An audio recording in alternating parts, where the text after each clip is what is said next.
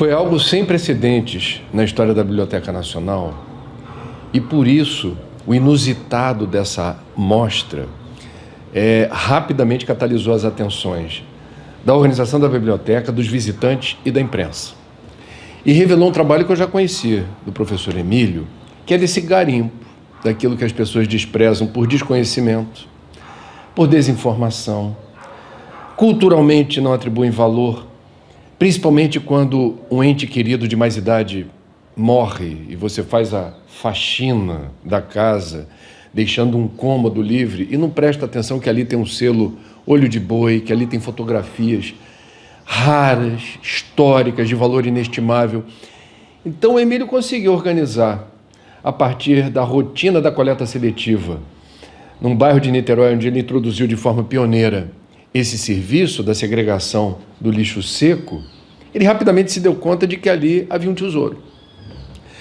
E um tesouro que ele passou a ter muito prazer de orientar os catadores a dizer: se você encontrar isto ou aquilo, algo parecido com isso que eu estou descrevendo, separa que eu quero dar uma olhada. E reuniu um acervo fantástico. Então, eu acho que o Emílio representa, na história da coleta seletiva no Brasil, um marco importante de cuidado com aquilo que a gente tão facilmente tem desprezado. Em relação aos recicláveis, não merece ser chamado de lixo. A Política Nacional de Resíduo Sólido chama de resíduo, e resíduo tem utilidade serventia. Emílio, lá atrás, movido certamente por uma angústia existencial de viver num lugar onde isso estava sendo abandonado e procurando criar uma fórmula que remunerasse famílias de baixa renda com essa segregação, deu um passo à frente. E a mostra na Biblioteca Nacional é a culminância de um projeto que começou a identificar tesouros. Não é exagero, não é um eufemismo. É tesouro. Tesouro descartado como lixo. O Emílio percebeu primeiro isso.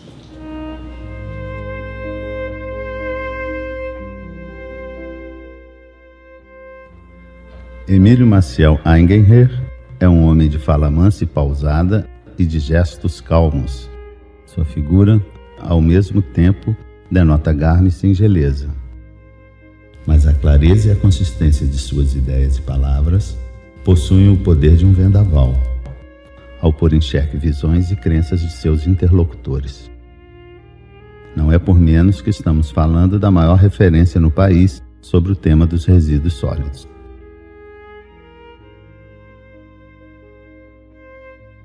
Quando você tem uma sociedade mais simples, é óbvio que os rejeitos também podem ser resolvidos de maneira mais simples. As grandes dificuldades começam desde a antiguidade, quando as cidades são maiores. E na antiguidade você não tem muito essa ideia do que a gente chama hoje de resíduos sólidos. Você tem mais o que comumente, até nos textos bíblicos, se chamava imundície, não é? Que é uma mistura dos nossos dejetos, fezes, urina, etc., com resíduos também domésticos. Então, se você pegar um exemplo clássico, a cloaca de Roma, para lá ia tudo, né? Isso que nós chamamos lixo, as fezes, a urina, águas servidas, né? E é só no final do século XIX que há uma separação, com a canalização do esgoto, etc., uma separação clara entre o esgoto sanitário e os resíduos sólidos. O lixo, os resíduos, né, que nós produzimos, ele nos remete para várias coisas, né?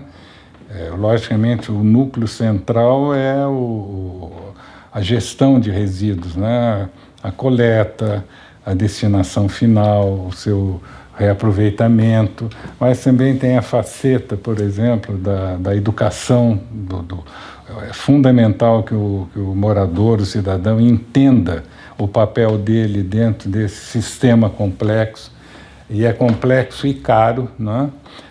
Por outro lado, você tem estudos, ou possibilidade de estudos históricos, né? Ver como que o homem tratou os seus resíduos através dos séculos.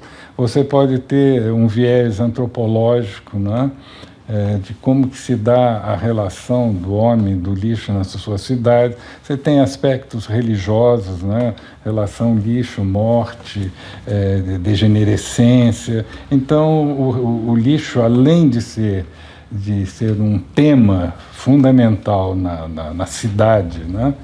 Porque ele tem que dar gestão de resíduos, é óbvio que academicamente ele tem vertentes muito interessantes de análise, né?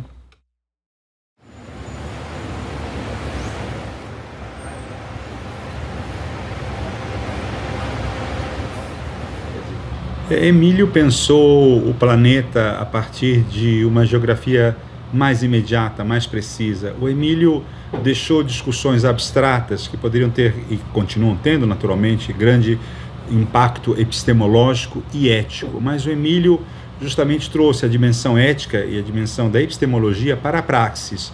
Aí uma outra leitura de Feuerbach, que era preciso transformar o mundo, né, nas teses absorvidas sempre num conceito de civilização ocidental.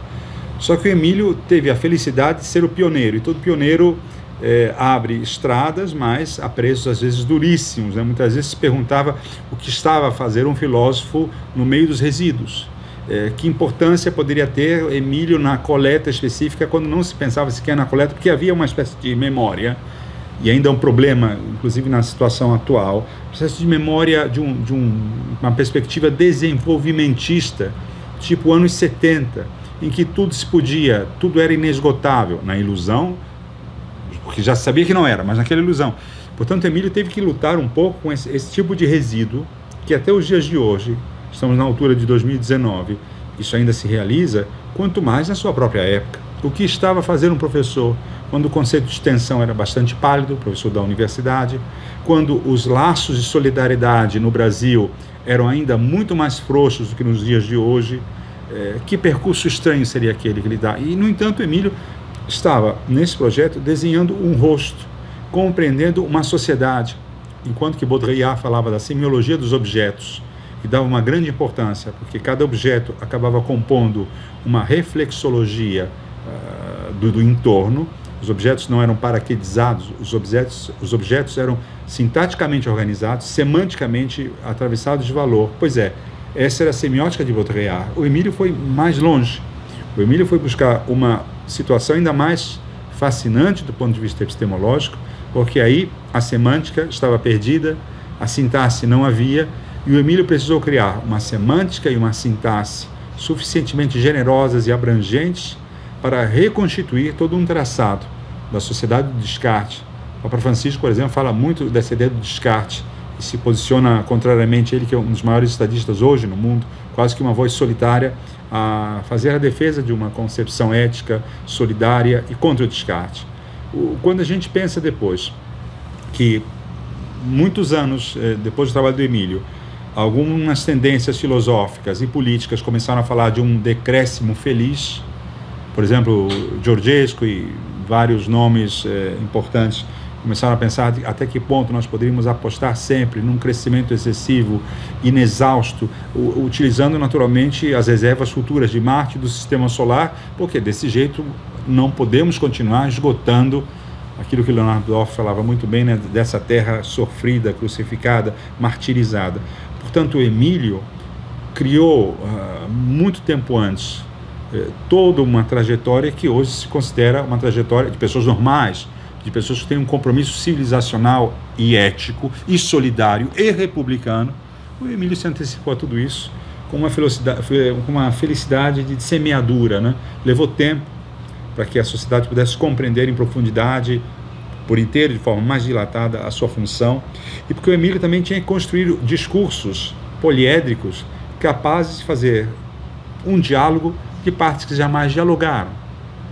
E, por exemplo, a conversa com os catadores, a conversa com a comunidade em que estavam inseridos os catadores, a conversa com a universidade, a demanda de que aqueles alunos e pesquisadores compreendessem a profundidade metafórica, metonímica, ética, epistemológica daquele trabalho. Afinal de contas, o projeto do Emílio hoje se impõe com um rigor, uma beleza contundente. Sobretudo, eu acho que isso talvez eu não consiga gostar de dizer, porque o Emílio foi, a partir do tempo, da sua própria experiência e da reflexão, juntando outras também formas dispersas, como o pensamento e a produção dos resíduos, aprofundando esse processo e essa leitura de forma extremamente original, extremamente importante, para além de recuperar objetos e obras perdidas numa galáxia perigosa e escura, dando a todos aqueles objetos uma luz estelar, a luz que é do próprio Emílio. A abordagem, né, que o professor Emílio faz com relação à definição e a relação mesmo do lixo com o ser humano ao longo do tempo, né, essa questão da palavra lixo, porque resíduo sólido só aparece propriamente a partir do século XX, então a gente conhece mais e vivencia mais o lixo, né, então o lixo ele esteve sempre associado à questão da imundície, da impureza, até mesmo do pecado, da morte, né. E ele coloca isso de uma forma muito interessante, né? Faz a gente refletir realmente. E eu, assim, que sou da área técnica, né? Eu sou engenheira, trabalho há muitos anos na área de limpeza urbana. A gente vivencia isso todo dia, né? O próprio setor de limpeza urbana, né? O que ele é? Ele é para limpar a cidade, né? Então, a gente tem isso enraizado mesmo. O objetivo maior dos setores na gestão dos resíduos sólidos urbanos é a limpeza, né, o saneamento. E pensar o resíduo, né, pensar numa segregação, numa coleta seletiva, isso sempre fica a segundo plano. Eu acho que tem a ver com essa questão histórica dessa relação mesmo do homem com o lixo, como o professor Emílio aborda de maneira muito interessante.